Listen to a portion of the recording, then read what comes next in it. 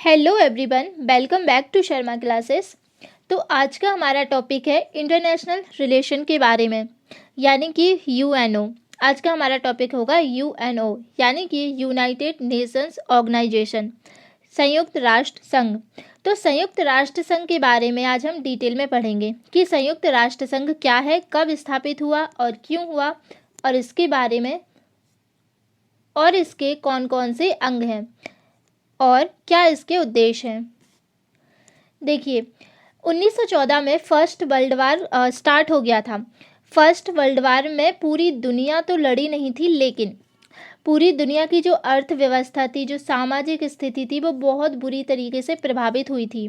और ये first world war जाके ख़त्म हुआ था 1918 में, जिसको 1919 की वार्साई की संधि के द्वारा समाप्त किया गया था। और तो उस टाइम पर अमेरिका के जो राष्ट्रपति हुआ करते थे वो थे वुडरो विल्सन। तो वुडरो विल्सन ने क्या सोचा कि क्यों ना हम एक ऐसी ऑर्गेनाइजेशन, ऐसी कोई संस्था बनाए जिससे कि सेकेंड वर्ल्ड वार ना हो या होने ही ना दिया जाए। तो उन्होंने ना एक नया ऑर्गेनाइजेशन बनाया जिसका नाम था लीग ऑफ नेशन। इसे हम राष्ट्र संघ भी कहते हैं। इसकी स्थापना 10 जनवरी 1920 को वुडरो विल्सन ने की थी।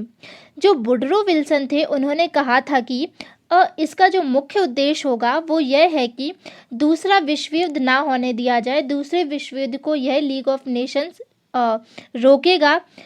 और इसके अलावा और भी कई उद्देश्य थे, जैसे कि यह स्वास्थ्य पर ध्यान देगा, आपसी जो व्यापार होता है, हाँ, इंटरनेशनल लेवल पर उनके बारे में मतलब ये देखेगा, और जो मज़दूर हैं उनकी स्थिति में सुधार लाएगा, ऐसी योजनाएं बनाएगा, उन सब पे भी ध्यान रखेगा।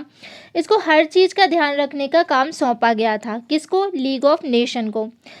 इसका हेड ऑफिस जो था वो जिनेवा में बनाया गया था। उस समय बहुत बड़ा ऑर्गेनाइजेशन था। इसमें फूड एवं कल्चर का भी ध्यान रखने का काम था इसको। और जो लेबर ऑर्गेनाइजेशन है हमारा, ये भी इसके अंडर में ही था। और इसका सबसे बड़ा जो उद्देश्य था वो ये था कि शांति बनाए रखे विश्व में, और जो सेकेंड वर्ल्ड वार है उसको रोके, उसको होने ही ना दिया जाए। लेकिन राष्ट्र संघ जो था वो सक्सेस नहीं हो पाया। जो भी देश राष्ट्र संघ का सदस्य बनना था, उसे अपने देश के पार्लियामेंट में जाना होता था और अपने देश की संसद में यह प्रस्ताव पारित करना होता था कि अपने देश को लीग ऑफ नेशन का सदस्य बनाएंगे। और इस देश का जो संस्थापक था वो था यूएसए, और उसकी संसद ने ही उसको खुद को ही यह अनुमति नहीं दी कि तुम राष्ट्र संघ का सदस्य बनो। तो इसका संस्थापक ही वह खुद उसका सदस्य नहीं बन पाया, और बाकी भी इसके ज़्यादा सदस्य नहीं बन पाए। तो इसके फेलियर का सबसे बड़ा कारण यही था। और जब जर्मनी ने पोलैंड पर आक्रमण किया तो लीग ऑफ नेशन बिल्कुल चुपचाप बैठा रहा। उसने कोई भी एक्शन नहीं लिया, उसने कुछ नहीं किया।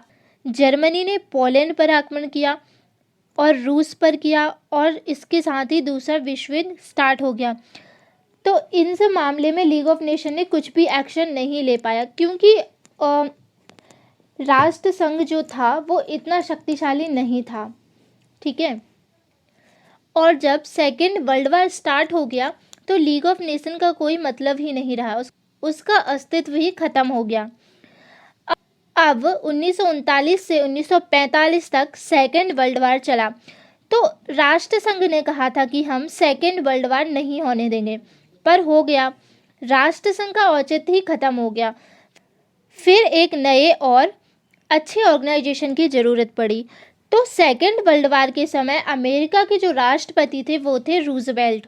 उन्होंने कहा कि हम राष्ट्र संघ में सुधार करते हैं, तो इसकी जगह पे बना फिर संयुक्त राष्ट्र संघ, जिसको हम शॉर्ट में कहते हैं यूएनओ। इसका मुख्य उद्देश्य है तीसरे विश्व युद्ध को रोकना और विश्व में शांति स्थापित करना। अब तक तो तीसरा विश्व युद्ध नहीं हुआ है, तो अब तक यह यूएनओ सफल रहा है। तो आज यूएनओ के बारे में ही देखेंगे हम। यूएनओ एक बहुत ही शक्तिशाली संगठन है। इसकी स्थापना 24 अक्टूबर 1945 को की गई थी, और इसका जो मुख्यालय है वो न्यूयॉर्क में स्थित है। और यूएनओ के 6 अंग हैं, यानी कि इसके 6 पार्ट हैं। ये 6 पार्ट में डिवाइड है। और तो चलिए जान लेते हैं इसके 6 अंग कौन कौन से हैं। पहला है महासभा, दूसरा है न्यास परिषद, तीसरा है अंतर्राष्ट्रीय न्यायालय, और चौथा है सचिवालय, और पांचवा है आर्थिक सामाजिक परिषद, और लास्ट वन है सुरक्षा परिषद, जिसमें कि जो सुरक्षा परिषद है वो बहुत ही इम्पोर्टेंट है। तो पहला है महासभा। महासभा वह अंग है जिसमें संयुक्त राष्ट्र के सभी सदस्य देशों का प्रतिनिधित्व होता है, इसीलिए इसको विश्व की संसद भी कह दिया जाता है कभी कभी। महासभा के जो कुल सदस्य हैं वो है 193। इसकी बैठक जो होती है वो सितंबर में होती है हर साल, और इसकी जो बैठक होती है उसमें हमारे प्रधानमंत्री जाते हैं। इसका एक अध्यक्ष होता है। इसकी एकमात्र महिला अध्यक्ष 1952 में भारत की थी, श्रीमती विजयलक्ष्मी पंडित, जो कि यूएनओ की पहली महिला अध्यक्ष थी। जो महासभा है वो अंतर्राष्ट्रीय शांति और सुरक्षा संबंधी किसी भी विषय पर विचार कर सकती हैं। इसका जो प्रमुख कार्य है, प्रमुख जो काम है वो है महासभा का अंतर्राष्ट्रीय शांति को और सुरक्षा संबंधी किसी भी विषय पर विचार करना और शांति बनाए रखना। महासभा जो है वो अंतर्राष्ट्रीय सुरक्षा और शांति के विषय पर विचार करती है। जो यूएनओ की सुरक्षा परिषद है उसके जो 10 अस्थायी सदस्य हैं उन देशों का निर्वाचन करवाती है, ठीक है। और आर्थिक और सामाजिक परिषद जो है, न्याय परिषद जो है, इनका भी ये निर्वाचन करवाती है। मतलब महासभा में यूएनओ के जो बाकी और पार्ट हैं उनका निर्वाचन करवाती है ये महासभा।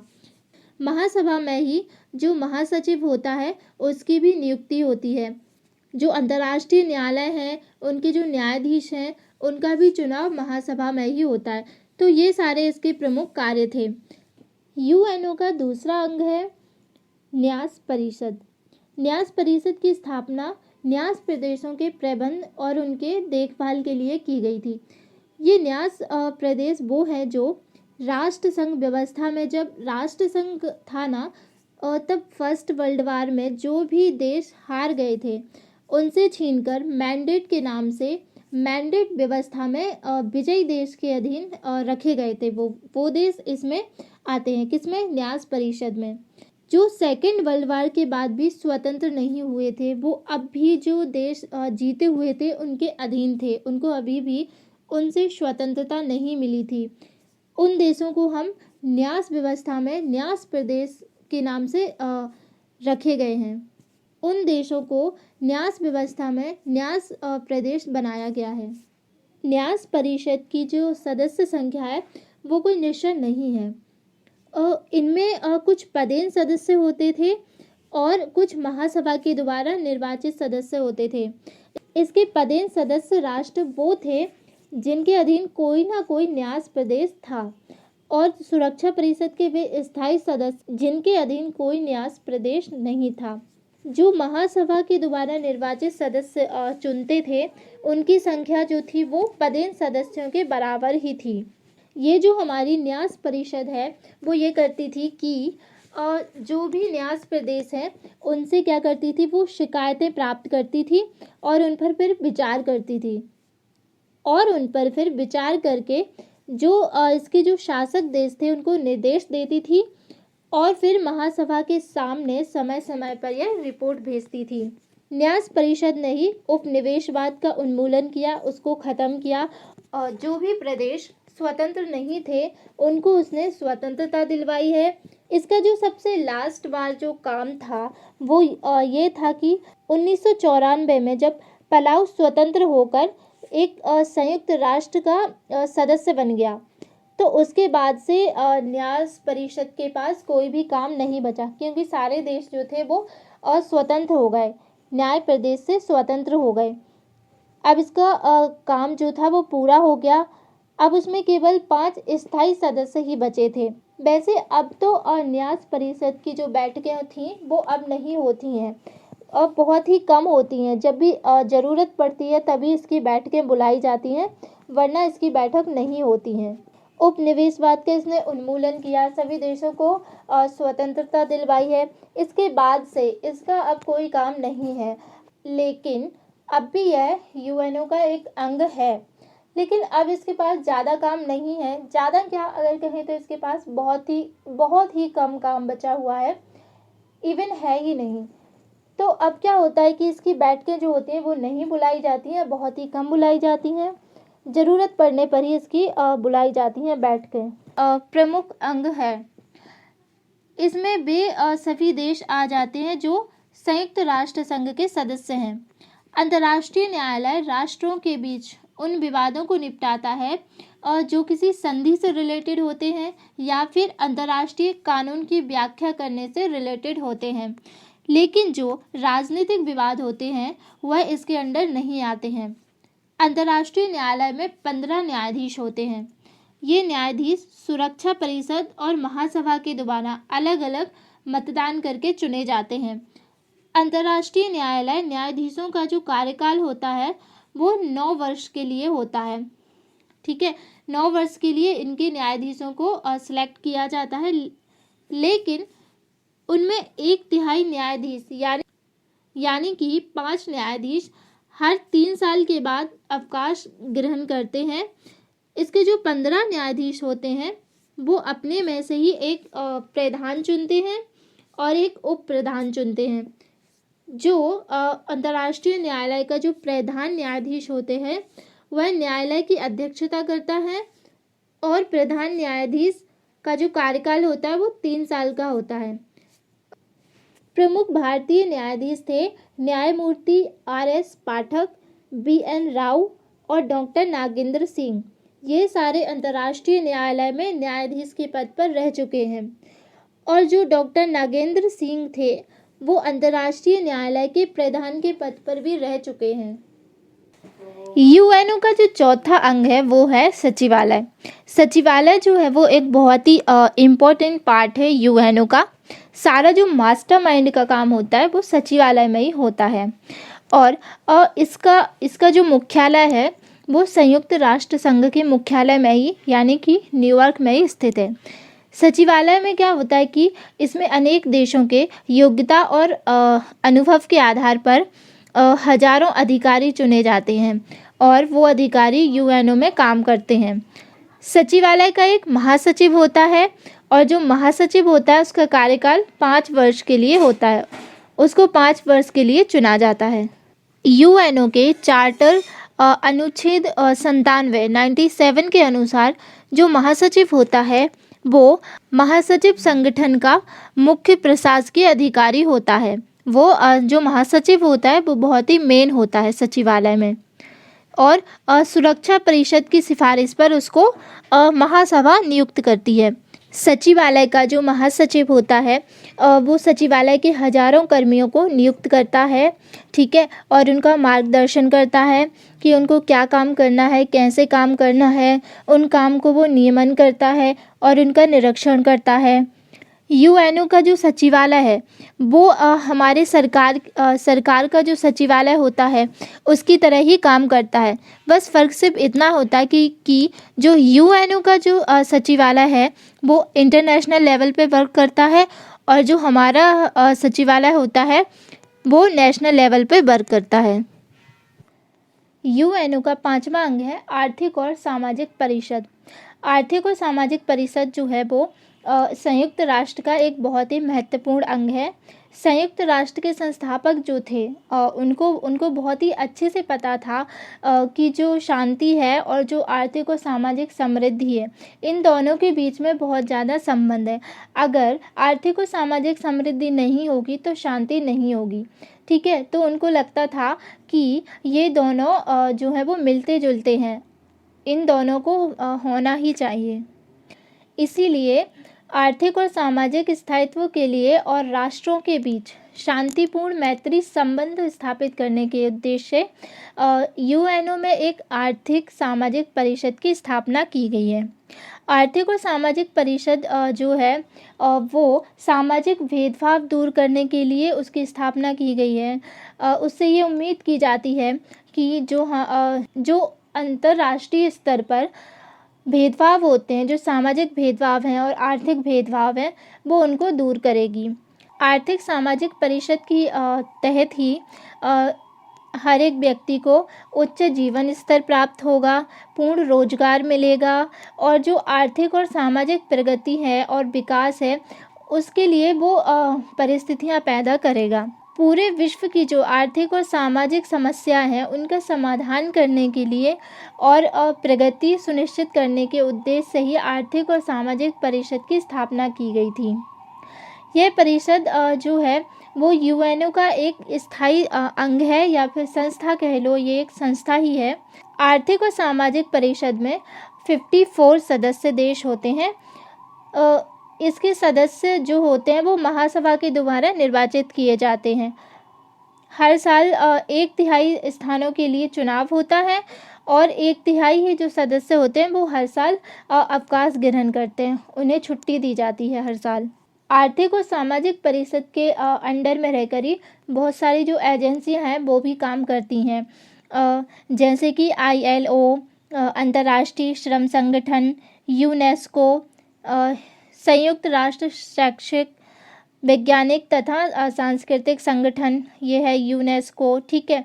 और विश्व स्वास्थ्य संगठन यानी कि WHO, कृषि और खाद्य संगठन FAO, और भी बहुत सारी एजेंसियां हैं, जैसे कि वर्ल्ड बैंक, IMF, ये सारी जो है आर्थिक और सामाजिक परिषद के अंडर में ही एजेंसियां बनी हुई हैं, जिसके तहत ये अंतर्राष्ट्रीय कामों को करती हैं। अब लास्ट है सुरक्षा परिषद। सुरक्षा परिषद सबसे महत्वपूर्ण अंग है यूएनओ का, और इसको पूरी दुनिया का पुलिसमैन भी कहा जाता है। इसका जो काम होता है वो होता है अंतर्राष्ट्रीय शांति और सुरक्षा बनाए रखना। जो भी अंतर्राष्ट्रीय विवाद होते हैं उनका समाधान करती है, वो भी शांतिपूर्ण ढंग से। सुरक्षा परिषद जो है वो जब कोई युद्ध हो जाता है या फिर अशांति फैल जाती है, तो सुरक्षा परिषद क्या करती है कि जो भी आक्रामक देश होता है, जिसने आक्रामक किया होता है, उस देश की पहचान करके उस पर प्रतिबंध लगाती है। सुरक्षा परिषद जो होते हैं वो युद्ध को रोकती है और उसको रोकने के लिए वो कोई भी आवश्यक निर्णय भी ले सकती है। और सुरक्षा परिषद ही जो होती है वो अस्त्र नियंत्रण की व्यवस्था करती है। सुरक्षा परिषद में टोटल 15 सदस्य देश होते हैं, 10 अस्थायी होते हैं और 5 स्थायी होते हैं। 5 जो स्थायी सदस्य हैं वो हैं ब्रिटेन, संयुक्त राज्य अमेरिका, फ्रांस, रूस और चीन। ये 5 देश यूएनओ के स्थायी सदस्य देश हैं। ये जो अस्थायी सदस्य होते हैं उनका कार्यकाल जो होता है वो 2 साल का होता है, और स्थायी सदस्य का जो कार्यकाल होता है वो अनंत होता है, मतलब वो स्थायी ही है और परमानेंट है। वो अस्थायी सदस्य देशों का जो चुनाव होता है वो कैसे होता है कि इनका इलेक्शन करने के लिए पहले जो सुरक्षा परिषद है वो नॉमिनेशन करेगी कि इन देशों को चुना जाएगा। यानी कि पहले किसी भी विधेयक को सुरक्षा परिषद पारित करेगी, फिर उसके बाद वो महासभा में भेजा जाएगा। जब वहाँ पर महासभा पारित कर देगी तो वह विधेयक पारित माना जाएगा। सुरक्षा परिषद के जो 15 सदस्य हैं उनमें से 9 सदस्यों की हाँ होनी चाहिए, उनके मत सकारात्मक होने चाहिए, तभी किसी विषय पर निर्णय ले सकते हैं, चाहे वो कोई भी मामला हो। जब तक 15 सदस्य देशों में से 9 के मत ना मिले तब तक कोई भी विधेयक जो है वो पारित नहीं होता है। और उन 9 देशों में से 5 जो स्थायी सदस्य होते हैं उन पाँचों के पाँचों का सकारात्मक मत भी जरूरी है। यानी कि 5 जो स्थायी सदस्य हैं अगर उनकी हाँ नहीं है तो कोई भी विधेयक पारित नहीं होगा, चाहे 14 का बहुमत ही क्यों ना हो, कोई निर्णय नहीं ले सकते। अगर उनमें से कोई एक भी जो स्थायी सदस्य देश हैं, एक स्थायी सदस्य विरोध में बहुमत दे दे तो कोई भी निर्णय नहीं ले सकते हैं। 5 स्थायी सदस्य देशों का बहुमत बहुत जरूरी है। इस अधिकार को स्थायी सदस्यों का विशेषाधिकार यानी कि वीटो पावर कहते हैं। यूएनओ का पूरा कंट्रोलिंग पावर जो होती है वो इन 5 देशों के पास ही होती है, जो इसके स्थायी सदस्य हैं। वो कैसे कंट्रोल करते हैं? तो देखो, यूएनओ के चार्टर में लिखा है कि अगर स्थायी सदस्यों में से अगर एक भी सदस्य जो है वो नकारात्मक मत दिया या फिर उसकी हाँ नहीं हुई, तो कोई भी विधेयक पारित नहीं हो सकता है। तो जब कोई विधेयक पारित करना होता है तो स्थायी सदस्य देशों की सहमति बहुत ज़रूरी होती है। उनके बिना कोई भी विधेयक पारित नहीं हो सकता है यूएनओ में।